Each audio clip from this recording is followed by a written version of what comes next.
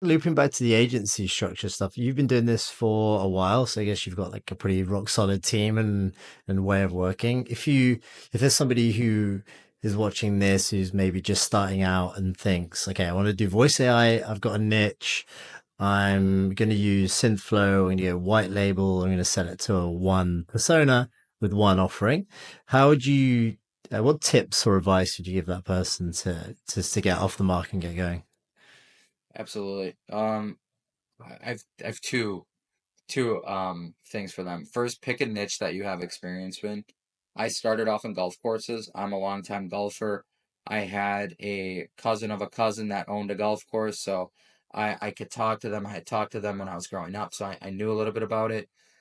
So pick something. Don't pick something because you see John on in a Facebook group having success in. Yep. Like pick something that actually relates to you. When I started, I got into real estate. I didn't have any experience, but the partner that I ended up partnering with did.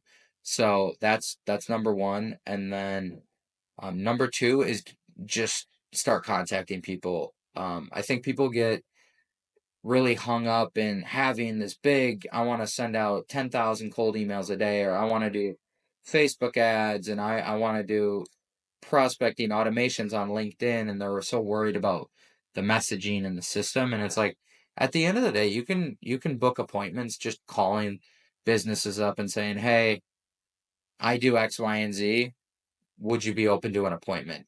15 minutes." And then go meet them in person or book it on Zoom. Like it just take action. Just send a message because eventually you're gonna get 2, 3, 4, 5% of people to reply, Yep. and that's going to allow you to grow, and then you start the Facebook ads and hire the sales team and build out your back end and all that stuff. Yeah.